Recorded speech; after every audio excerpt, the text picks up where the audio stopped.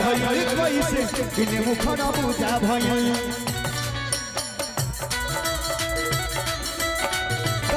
मांगेले आए हाय लुलिया मांगेले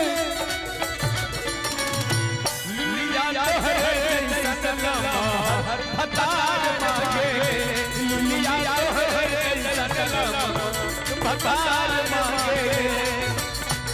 आगे ले लुलिया पार मांगे आगे मांगे ले लुलिया पार मांगे लुलिया तोहरे जैसन लमहर भतार मांगे लुलिया तोहरे जैसन। हेलो हेलो भैया भैया भैया डॉक्टर दिनेश कुमार जी घर चकवा आ क्लिनिक मिर्जापुर ढेर सारा पुरस्कार वाले कि चले लूरा हमें तो ढोला तारे ढोला तारे ढोला तारे ढोला तारे एही से दिल हम ढोला तारे ढोला तारे ढोला तारे खिला बच्चा हीरा नूरानी मा नूरानी मा नूरानी मा नूरानी मा चढ़ल सोनावा के पानी बा हो पानी बा ए काजी निर्गुण के भाव लगा दी था कि चले लूरा ढोला तारे ढोला तारे ढोला तारे ढोला यही से दिल हम ढोला तारे ढोला तारे खिला बच्चा हेना नूरानी मा नूरानी मा नूरानी मा चढ़ल सोनावा के पानी बा हो पानी बा हो पानी बा कि करी हाथ जोड़े दोनों मुड़ी के नमस्ते हो दोनों बेरा एकर पूजा भइल हो दोनों बेरा एकर पूजा भइल तनी हाला करी सब लोग तने मुखड़ा पूजा भइल किने मुखड़ा पूजा भइल किने मुखड़ा पूजा भइल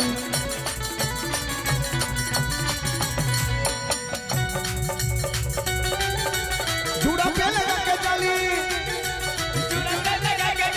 चली माता वाली बगल वाली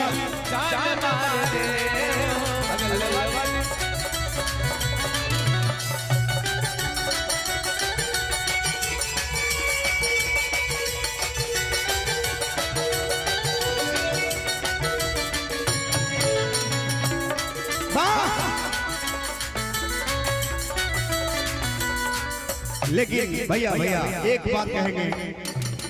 हटे आइल पानी तुहरा गोलिया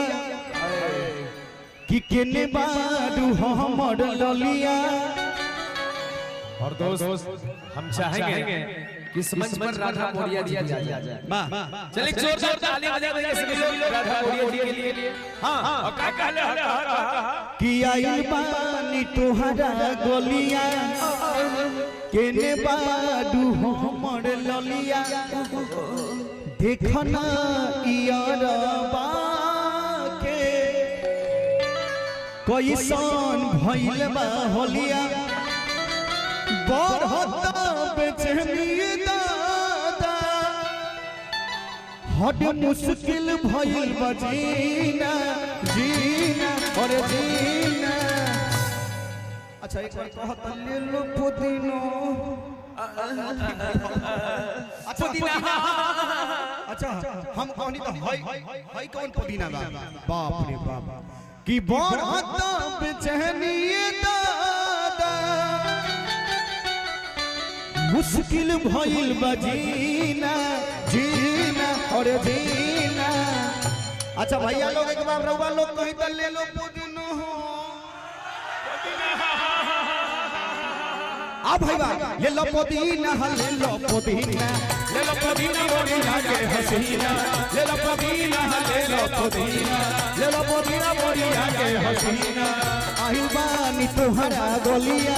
केने बाडू हमर ललिया देखो ना इहरा वाके कैसन भइला हलिया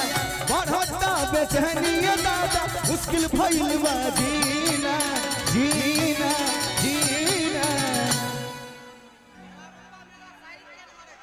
अरे भैया वो काम एंकर का है सारी एंकर मार देंगे कि ले लो पुदीना ले लो पुदीना ले लो पुदीना ले लो पुदीना ले लो पुदीना मोरी हल्के हसीना ले लो पुदीना